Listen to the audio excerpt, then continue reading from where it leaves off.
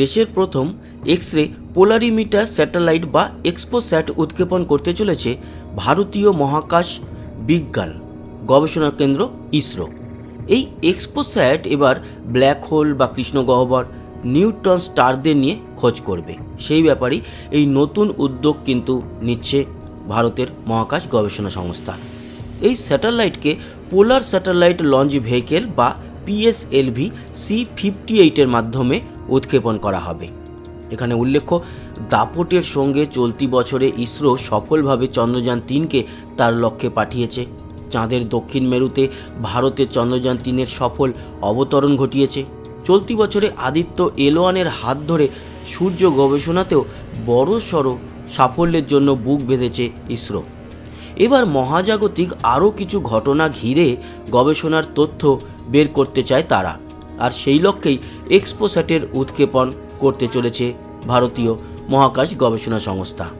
জানা গিয়েছে নতুন বছরের একেবারে প্রথম দিন মানে 1 জানুয়ারি এই নতুন এক্সপোস্যাট উৎক্ষেপণ করতে চলেছে তারা। একথা জানিয়েছে খোদ দেশের মহাকাশ গবেষণা বিজ্ঞান কেন্দ্র। সেই দিন সকালে মানে 1 জানুয়ারি 2024 সকাল ভারতীয় সময় 9:10 এই লঞ্চ ভেহিকেলের সফল উৎক্ষেপণ হওয়ার কথা।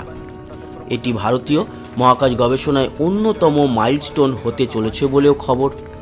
গভীর এক্স রশ্মির উৎসের তেজস্ক্রিয়ের দিক সম্পর্কিত এক গবেষণার নানান দিক অনুসন্ধানে রওনা হচ্ছে ইসরোর এই স্যাটেলাইট। যদি এই উদ্যোগে ইসরো সফল হয় তাহলে তা ভারতের মহাকাশ গবেষণা বিজ্ঞানের দুনিয়ায় বড় সাফল্য আনতে পারে।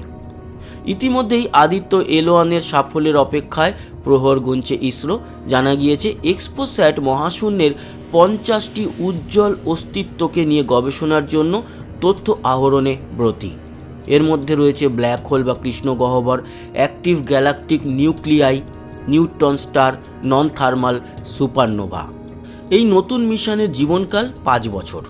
জানা গিয়েছে এই স্যাটেলাইট পৃথিবীর কক্ষপথের অংশের 500 থেকে 700 কিলোমিটারের অবস্থানে থাকবে। উল্লেখ্য, ইসরোর এই উদ্যোগে সঙ্গ দিচ্ছে রমন রিসার্চ ইনস্টিটিউট, UR রাও স্যাটেলাইট সেন্টার। এই উদ্যোগের ফলে প্রাপ্ত তথ্যে ভারতের মহাকাশ গবেষণা সংক্রান্ত নানান দিক সাফল্য পেতে পারে বলে মনে করা হচ্ছে। তো বন্ধুরা, এই ছিল তথ্যমূলক ভিডিও। আগামী 1 জানুয়ারি এখনও অবধি যা টাইমিং ভারতীয় সময় সকাল 9:10, সেই সময় কিন্তু সতীশ ধাওয়ান স্পেস সেন্টার থেকে উঠতে চলেছে ভারতের এই নতুন স্যাটেলাইটটি। আশা করি সেই সময় লাইভেও আপনারা যুক্ত হবেন, আমরাও কিন্তু লাইভে আসার চেষ্টা করব। ধন্যবাদ ভিডিওটা দেখার জন্য। সবাই ভালো থাকবেন, সুস্থ থাকবেন, আবার দেখা হবে। টাটা।